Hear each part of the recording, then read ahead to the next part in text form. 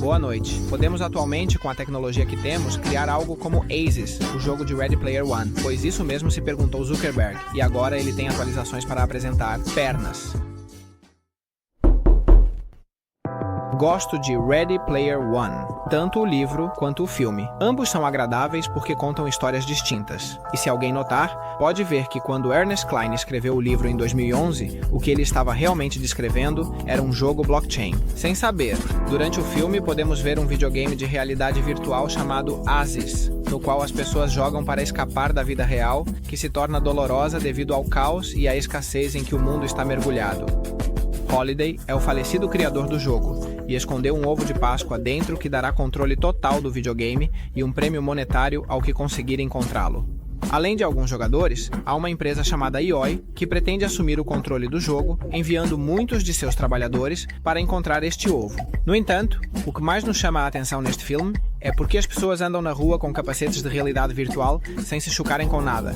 Mas além disso, apesar de Holiday ter morrido, eu digo que a empresa dona do jogo não deixaria que alguém simplesmente ficasse com ele por ganhar um prêmio dentro do próprio jogo.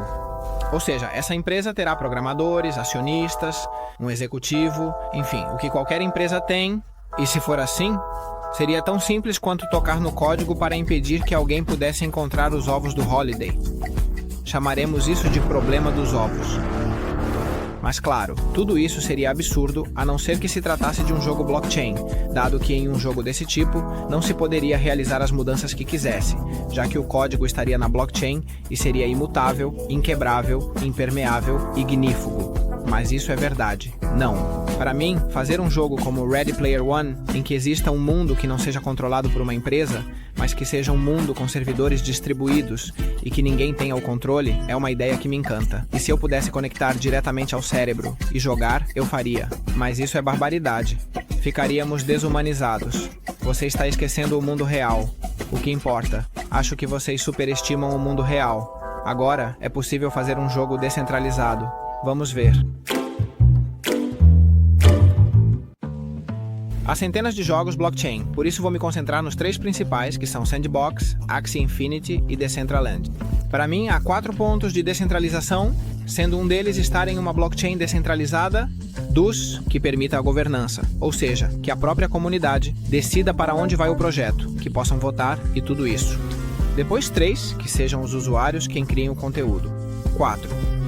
Que o jogo esteja em servidores descentralizados. Este ponto é fundamental para mim e é o motivo pelo qual faço este vídeo, já que me parece o mais crítico. Ninguém fala sobre isso e eu, pelo menos, não conheço absolutamente nenhum jogo blockchain entre os centenas ou milhares que existem e que tenha se preocupado com isso. No máximo, Decentraland se aproxima um pouco, como falarei mais adiante, tá? Mas também não é a panaceia. Começaremos falando de Axie Infinity. É um jogo de cartas com criaturas parecidas com Pokémon que quem não jogou critica e diz que muda o jogo completamente copiando as mecânicas de Slide Spire. A propósito, é um jogão, mas incrível. É Axie Infinity descentralizado. Sua blockchain tinha poucos validadores ou nenhum, até que sofreu um hack há cerca de um ano. E agora tem alguns a mais. Mas bem, vamos deixar que esta parte poderia tentar, certo? Dou um 6 de 10.2 governança. Em teoria, Axie tem um token AXS para realizar a governança, ou seja, que os usuários possam votar em coisas e tudo isso. De momento, é apenas uma promessa, e nunca se votou nada, pelo menos que eu saiba. Então, 0 de 10.3. Os usuários criam conteúdo. Não. 0 de 10.4. Servidores de sentença. Não. 0 de 10. Vamos com The Sandbox. É um jogo que quer copiar Roblox ou Minecraft, embora logicamente não os faça sombra. Sua blockchain utiliza Ethereum e Polygon, então 9 de 10. Sua governança é como a do Axie, em teoria será possível votar e blá blá blá, mas a empresa decide tudo, ou seja, 0 de 10. Os usuários criam conteúdo. Neste caso podem criar objetos, mundos e jogos. 9 de 10.4. Servidores descentralizados. 0 de 10. Decentraland. Sub-blockchain, Ethereum e Polygon. 9 de 10.2 governança. Tem um sistema de governança e os usuários podem votar para tomar decisões, embora com algumas carências, mas está bastante bom. É uma DAO, certo? Ou seja, 8 de 10.3 os usuários criam conteúdo. Sim. 5000 cria experiências, localizações, cassinos e coisas. 8 de 10,4 servidores descentralizados. Os jogadores podem colocar servidores privados para que nas parcelas que os jogadores compraram possam se ver entre si. Ou seja, um sistema bastante deficiente na minha opinião, mas que já é muito mais descentralizado do que oferecem outros que são simplesmente um servidor da empresa que o criou e pronto. Em definitiva, Decentraland seria o mais descentralizado, mas lhe faltaria isso, que qualquer um pudesse aportar poder de processamento, para criar uma espécie de servidor único, global e distribuído e que esteja realmente descentralizado. Também falha que, como o jogo não vale nada, é tremendamente chato e graficamente também não é muito agradável. Eu adoro a tecnologia blockchain e acho uma pena toda a especulação que envolve esse mundo. Os jogos que foram feitos são um pay-to-win levado ao absurdo. Embora criamos, a blockchain se baseia na ideia que o DNA, repetir a informação em cada célula para preservá-la, se partes sejam perdidas, é um gasto energético absurdo. Pois talvez, embora a natureza tenha funcionado e saiba economizar, a tecnologia blockchain pode nos levar a um mundo sem corrupção, onde as contas poderiam ser visíveis para todos, votações transparentes, contratos sem intermediários e sem fraudes. Tudo isso tem seu lado negativo, já que os governos poderiam ter um controle sobre os cidadãos como nunca se viu, como acontecerá com as CBDCs ou as cryptocurrencies do Estado.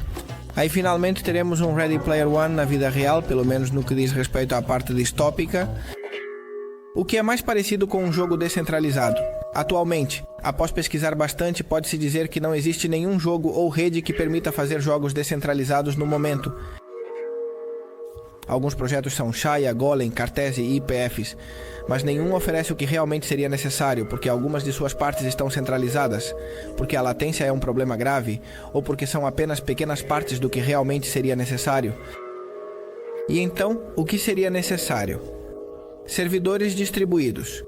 Os jogadores contribuiriam com seus próprios recursos de computação usando uma rede como o PP.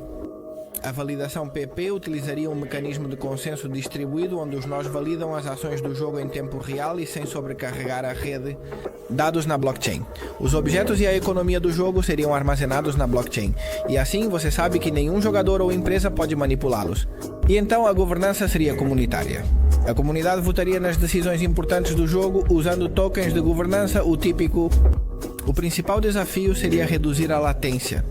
Para isso, criar um sistema automático de incentivos para os nós, pagar dinheiro ou tokens ou o que for, para os nós com menos latência, como estamos em relação ao hardware, pois temos os óculos de realidade clássicos, dispositivos para correr em cima, coletes, rastreadores, luvas, e é isso.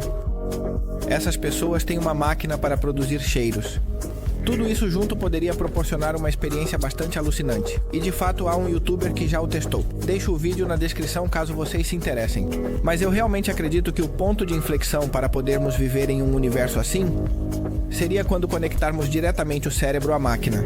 Existem filmes e séries como Strange Days, Black Mirror, Altered Carbon. Mostra mundos onde é possível experimentar outras vidas, memórias de outras pessoas, até mesmo subir nossa consciência para a nuvem para sermos imortais. Bem, isso está indo mais devagar e já existem dispositivos capazes de ler ondas cerebrais, embora sejam bastante imprecisos. Depois, existem empresas como a Neuralink decodificando o que o cérebro diz para transmitir a uma máquina as Weitausenden. A leitura precisa do cérebro levará tempo. Eu não acho que tanto quanto pensamos. O que eu realmente acho que vai demorar muito mais para chegar é o caso inverso, ou seja, poder injetar sensações, memórias ou vivências no cérebro.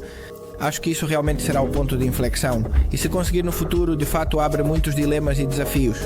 Abre as portas não apenas para um Matrix, mas para um Matrix autoimposto, voluntário, para decidir existir em outro mundo de prazer constante.